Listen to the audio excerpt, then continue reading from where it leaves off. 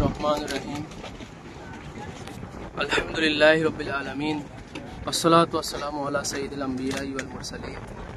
Wa ala alihi wa ahli baytihi tayyibina wa tahirina wal ma'sumin ajma'in. Wa khususan ala Sayyidina Ghawsul Azam.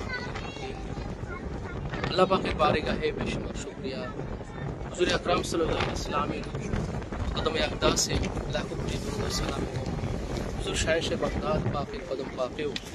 बेशुमार शुक्रिया हो ताज़ीम भक्ति प्रदर्शन করে আমরা মেদিনীপুর দরবার শরীফের ভারত এবং বাংলাদেশ থেকে আগত যে কাফেলাটি এই আরবের পূর্ণভূমি হারামাইন শরীফে জিয়ারতের উদ্দেশ্যে আগমন করেছে সেই কাফেলারই কয়েকজন তীর্থযাত্রী আমরা যেই কাফেলাটি পরিচালিত হচ্ছে সিলসিলায়ে কাদরিয়া রাজ্জাকিয়া মুস্তারশিদিয়ার হিজ হোলিনেস হুজুর পাক কিবলা ওয়া কাবা সাইয়েদনা মালজানা হযরত সৈয়দ শাহ ইয়াসুফ আলী আল কাদরি আল হাসানি আল হুসাইন আল বাগদাদি আলাইহিস সালামের নেতৃত্বে আমরা পবিত্র মদিনাতুল মুনাওয়ারা হতে গতকাল রাত্রে এই পবিত্র মক্কাতুল মুকাররমায় বাইতুল্লাহ শরীফ জিয়ারতের উদ্দেশ্যে যখন আমরা আগমন করি আজকে যখন আমরা কয়েকটা স্পটে যখন জিয়ারার উদ্দেশ্যে বের হই সেই কাফেলা থেকে আমরা 4-5 জন আমরা তীর্থযাত্রী আমরা এই পবিত্র সেই ঐতিহাসিক সেই হীরা পর্বত যেটার চূড়ায় আমরা দাঁড়িয়ে আছি আপনারা দেখতে পাচ্ছেন প্রায়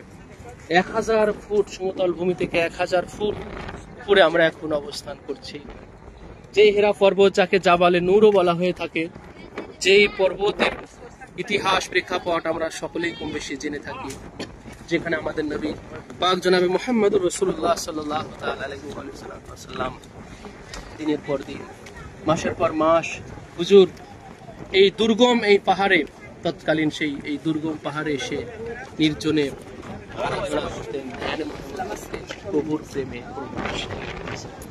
আর জিনার খেদমতে খাদেমা হিসেবে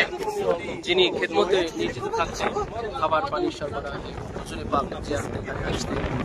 হুজুরে পাকের পহেলা বিবি মা খাদিজাতুল কুবরা সালামুল্লাহ আলাইহা তিনি রাসূলের ইশকে রাসূলের প্রেমে তিনি এই দুর্গম এত উঁচুতে তিনি হুজুরে পাকের খেদমতে আসতে পেরেছিলেন এটা তাছাড়া কখনোই সম্ভব নয় সাধারণ দৈহিক শক্তি দিয়ে কখনোই এত দুর্গম এত উঠে আসা কখনো সম্ভব নয় হুজুরের ইশক এবং মোহাব্বত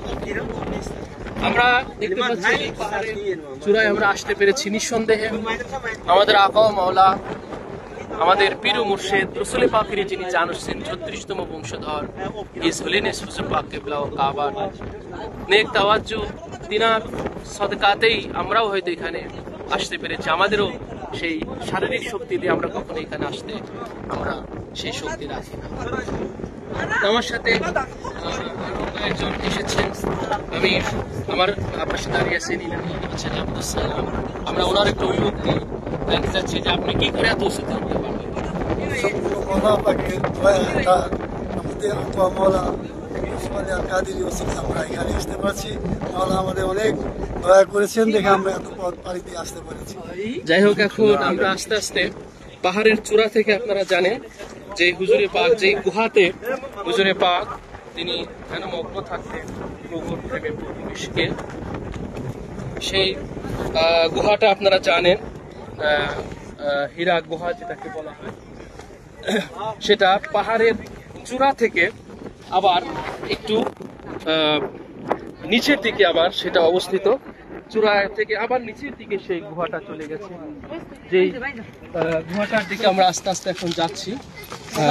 আপনারা দেখতে পাচ্ছেন সেই পাহাড়ের গুহাটা এমন একটা নির্জন এতটা নির্জন এবং সেটা এমন একটা বরকতময় জায়গা যেখানে আল্লাহ পাক সর্বপ্রথম সেই আল্লাহ পাকের প্রেরিত সেই শ্রেষ্ঠ আসমানি কিতাব কোরআনুল কারীম যেটা আমাদের নবী পাকের উপরে নাজিল করেছেন আল্লাহ পাক সেই নাজিলের স্টার্টটা হয়েছিল সেই নাজিলের ইবতিদা হয়েছিল এই জাবালে নূর এই হেরা পর্বতের ওই ঠিক ওই গুহায় হযরত জিবরাইল আলাইহিস সালাম সর্বপ্রথম সূরা আলাকের প্রথম 5খানা আয়াতে পাক নিয়ে রাসূল পাক সাল্লাল্লাহু আলাইহি ওয়াসাল্লামের খিদমতে হাজির হয়েছিলেন, সেটা এই গুহাতেই সর্বপ্রথম। যে আয়াত পাকগুলো হচ্ছে বিসমিল্লাহির রহমানির রহিম, ইকরা বিসমি রাব্বিকাল্লাযী খালাক, খালাকাল ইনসানা মিন আলাক, ইকরা ওয়া রাব্বুকাল আকরামুল্লাযী আল্লামা বিল কলম, আল্লামাল ইনসানা মা লাম ইয়ালাম। সাদাকাল্লাহুল আলিয়্যুল আযীম ওয়া সাদাকা রাসূলুহুন নাবিয়ুল হাবিবুল কারীম। আপনারা দেখতে পাচ্ছেন আমরা ধীরে ধীরে আমরা সেই গুহার দিকে অগ্রসর হচ্ছি। উপর থেকে আবার নিচের দিকে আমাদেরকে নামতে হচ্ছে।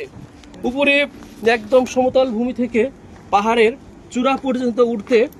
বেশ ভালোই সিঁড়ি করে দেওয়া ছিল, কিন্তু যখন আমরা আবার চূড়া থেকে আপনারা দেখতে পাচ্ছেন চূড়া থেকে আমরা যখন আবার নিচের দিকে যাচ্ছি, তখন নামাটার সিঁড়িটা অনেক দুর্গম এবং সেটা স্বাভাবিক নয়। আমরা এখন সেই গুহার যে একটা একদমই স্বাভাবিক নয়। আপনারা দেখতে পাচ্ছেন এতটা চিপা একটা পথ রাসূল পাক সাল্লাল্লাহু আলাইহি ওয়াসাল্লাম কতটা কষ্ট করে এই গুহার এই চিপা একটা পথ দিয়ে আল্লাহ রাসূল এই গুহাতে হুজুরে পাক সাল্লাল্লাহু আলাইহি ওয়াসাল্লাম কতটা কষ্ট করে এই গিরিপথ, একটা সরু পথ, দুর্গম এবং সরু পথ গুহায় যাওয়া, এখানে রাসূল পাক সাল্লাল্লাহু আলাইহি ওয়াসাল্লাম আসতেন। দেখুন আমরা আস্তে আস্তে ধীরে ধীরে সেই গুহার দিকে আমরা অগ্রসর হচ্ছি। কতটা দুর্গম এবং কতটা সরু, যেটা খুবই